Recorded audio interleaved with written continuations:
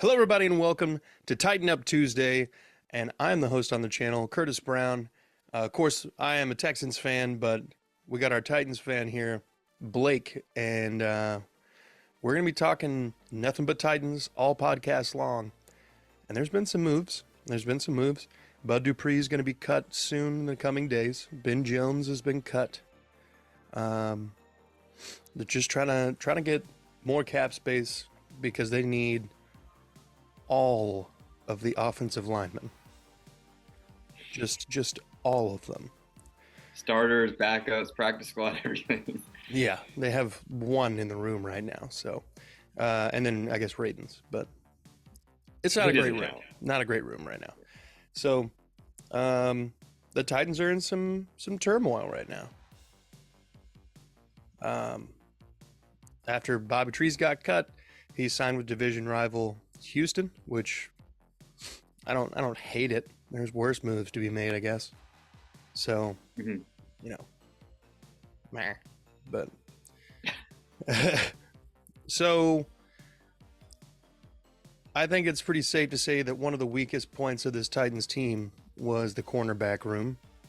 The safety positions are pretty solid for the Titans. Kevin Byard and Amani Hooker played pretty well when available, but outside of a few good games by Fulton, the cornerbacks are quite atrocious.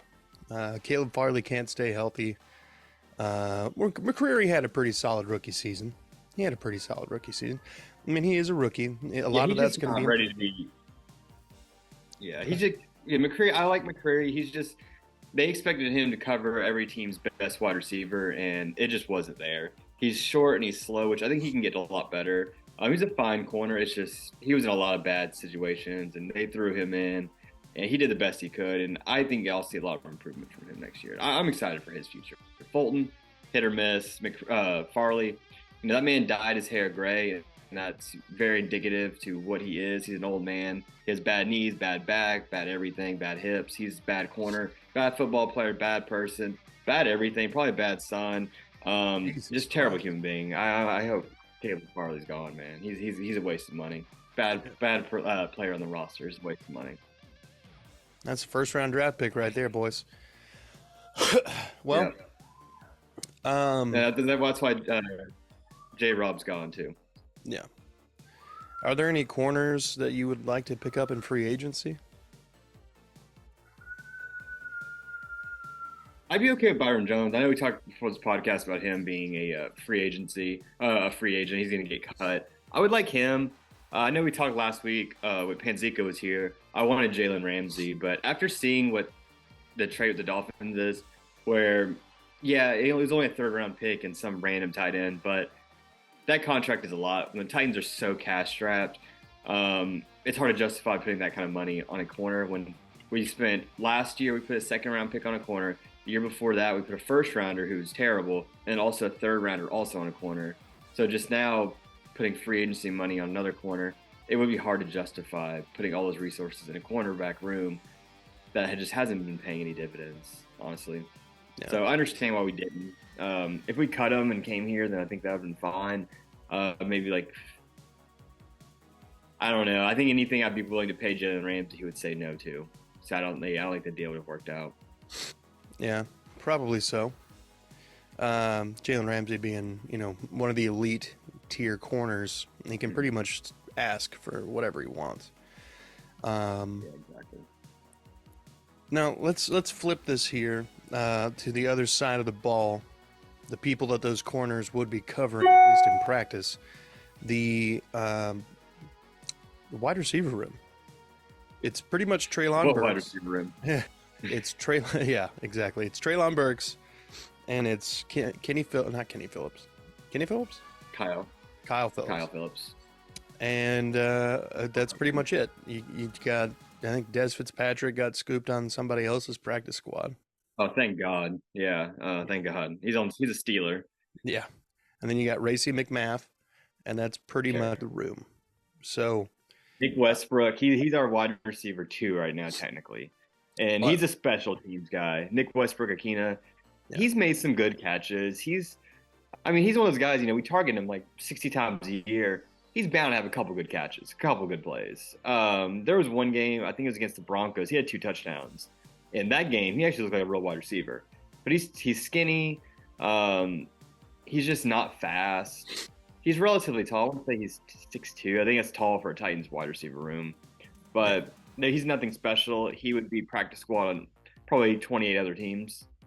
So they're going to have to completely put a lot of resources in this. I expect the Titans to go wide receiver at least twice in this draft. Probably 2 of the first 3 picks go as wide receiver. Another pick better be offensive lineman. Yeah. Or you could do vice versa, where 2 offensive linemen, 1 wide receiver. But I have been seeing a lot of people. The wide receiver from TCU, a lot of people have been mocking him. Quentin To Johnson. Tennessee. Yeah, Quentin Johnson. I've been seeing a lot of comparisons to Calvin Johnson, which I think that's a stretch. It's hard to compare, rookie to a Hall of Fame wide receiver, but he does have the size. He doesn't have the college production that I'd like. So I don't know if I'd risk that on a wide receiver, especially when wide receivers, you can find them really anywhere in the draft. I really want to build that offensive line, but wide receiver wise, it's just Traylon Burks. They have to get some free agents in here. I would like Juju out of the free agents. I think he's the only one that could come in there and be good. Ran Carthon emphasized speed, and Mecole Hardman, who may be one of the fastest wide receivers in the free agency pool. I think he could come to Tennessee, and I would like him there. I would like Mecole Hardman of all these free That would agencies. be a really solid pickup if he could stay healthy. That speed that he would bring to that offense. Yeah, because everyone in the Titans wide receiver room is just like slightly faster than me, and that's not good at all. And yeah, they're just not athletic at all, and that was really the Titans' issue. Their defense was good last year. It was really good enough. I mean, as you know, this era of football, you got to pass the ball, you have to score points, and we just can't do that. It's embarrassing, really. Yeah, and I think some of that is offensive line related. If whoever's playing quarterback doesn't have time, it doesn't matter how open the wide receiver is. You know what I mean?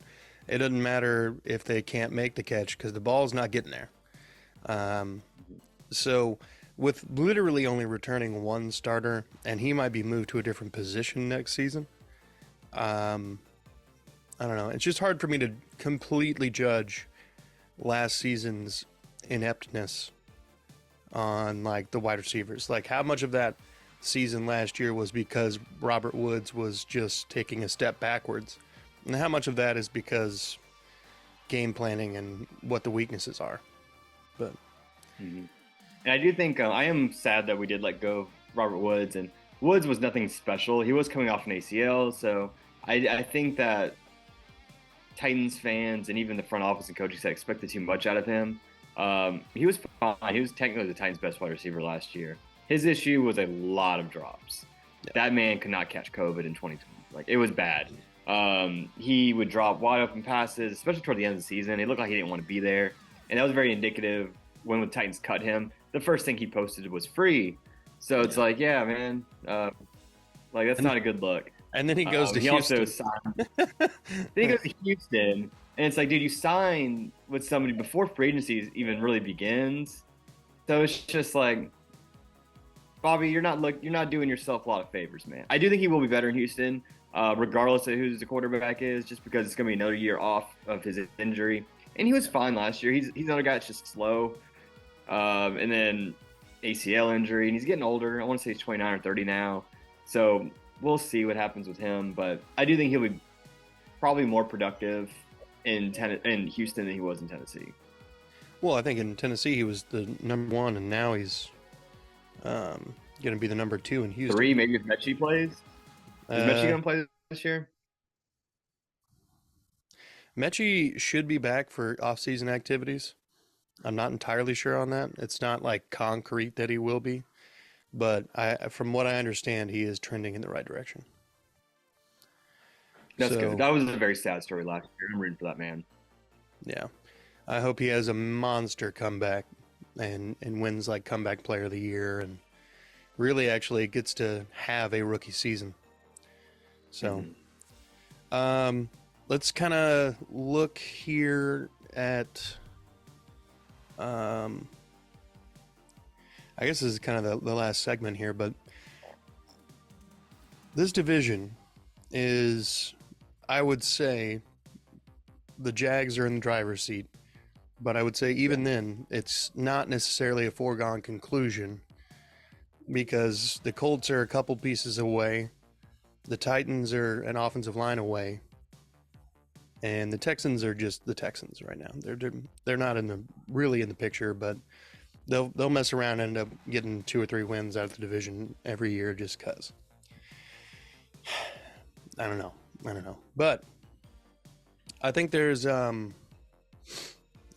just a lot of opportunity for all the teams in this division, and I think the Titans have a good shot of retooling a little bit here and being able to compete with the Jags for that division crown next season. We'll see. They just need, in my opinion, if the Titans get a new strength and conditioning coach, they'll be fine. I have very little faith in the Titans this year, and shocker, because I've been real pessimistic the last few videos that we've done with the Titans. It's just there's just so much uncertainty going on. We just have no money, and the Titans we're cutting all of our players. Some of the names that I do like Bud Dupree a lot, and I wish we'd have kept him. But if we were going to also let go of him, we probably should have got rid of him post June 1st when we would have saved a whole lot more money. Now we're going to be paying him for the next 2 years. Well, you can for nothing. You can designate any cut before June 1st as you can do 2 post June 1st cut designations. So even though they might cut, they're not though. They're doing it wrong. What? Who are they going to do that on? Why not? Bud Dupree. They're not. I don't know, because they want the money now. So if we would have designated him to June 1st or after June 1st, then we would have gotten the money until June 1st. So that does show that Carthon, he is going in on this year, not for future money. But I still think I would have rather, because there's a lot of good players post June 1st. We could have also made a trade at the beginning of the year. Yeah. So I don't understand the logic behind that one, unless there's somebody that we really want right now, that we need the money for right now. But I don't see it. This really is a kind of a lackluster free agent pool. There's going to be some quarterbacks that'll be shifting around, which anytime quarterbacks move teams, it always makes big news. We saw Derek Carr and Jimmy G, who may be going to Houston potentially. We'll see. But there's going to be some interesting stuff, but skill positions, not a whole lot. A lot of the running backs have been franchise tagged, like Tony Pollard and Saquon Barkley and Josh Jacobs. So I don't really see this free agency pool being anything too special. The draft seems exciting. It seems like a lot of speed, really at every position. Yeah. So I think it's going to be a strong rookie class. I think Tennessee just needs to do something to get some more draft picks. Because 6 draft picks when you have, just 4 offensive line starters that are missing. Like, there's a lot that we need to fix, and there's no wide receivers. With all these holes, we look like Swiss cheese, and it's embarrassing. Titans just have nothing to really actually do anything with. There's a lot of holes, way too many holes. All right. All right, last thing, and we're almost done. Okay.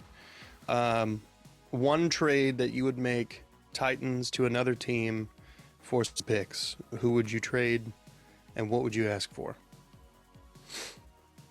See, the bad thing about that is the Titans have no capital. I would hate to do this.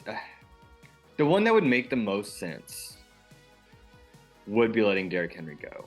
However, you can only yield like a third and like a fifth out of it. So with that, I'd keep him. I think he's more valuable to the Titans than 2 probably backups. So that would be one logical move on the offense, because there's nothing else in the offense you could trade. I don't think Tannehill could get much, maybe a third, just because someone would be taking on, a $30-something million contract. Defense-wise, it could make a lot of sense to trade Christian Fulton. And I would trade Fulton because of the injury concerns. I would trade Fulton. I don't think you can get a ton out of him. Maybe like also like a third and a fifth.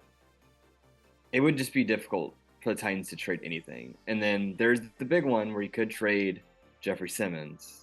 Yeah. And Jeffrey Simmons could get a lot. I think Jeffrey Simmons first and potentially a 3rd round pick. I think, if he was coming out of the draft, if you knew this player would be Jeffrey Simmons, he's probably the best player coming out of this draft this year. Yeah. And he's one of the best defensive linemen in the NFL. Defensive linemen are so valued because it's a passing league. You have to get to the quarterback. This man, he plays through injuries. He's not really injury prone. He did have that one ACL injury when he got drafted, but that was when he was training for the combine. But he's been relatively healthy since then. He's getting banged up like every other player does, but he plays through it. He wants to win. He's a leader. Trading Jeffrey Simmons would make the most sense to get picks and valuable picks out of that. However, I'd want to veto that one if I was Amy Adams because he is such an incremental part of this Titans organization. And no matter what pick we get out of this, we're probably not going to replace his production unless they made a move to number one and scoop up a Bryce Young or a CJ Stroud. But Panthers already done that. Plus, I think Jeffrey Simmons is going to be a better defensive tackle than CJ Stroud or Bryce Young would be as a quarterback. So yeah, I've heard the Panthers are trying to shop that number 1 overall pick. So yeah, and I also saw that they're trying. They traded up first to Anthony Richardson. So nothing's making sense from the Panthers, but the Panthers are such a dysfunctional franchise that none of this stuff surprised me. But if they did trade back to like I don't know, say like 7 or 8, and they scoop up another first round pick and like a fourth or something. Honestly, that's pretty smart. More picks. I mean, all these guys are gambles, so the more picks you get, more likely you are to hit on somebody. So I wouldn't hate that if I was a Carolina fan. Yeah, no. Well, I wouldn't want Richardson though. No, Richardson is not worth the first overall draft pick. But he's Malik Willis. That I keep saying bigger. That, but people keep hating me for it. So, folks, that's going to wrap it up for Titan Up Tuesday number 2. Next week we should have a guest. It'll be another local Titans fan. I'm not going to give anything away yet, but tune in next Tuesday for that. Blake, thanks for coming on, brother. Of course, Tighten up. Folks, thanks for watching. Hit that like and subscribe button, and don't forget to hit the notification bell so you don't miss any Tighten Up Tuesdays in the future. And be good people.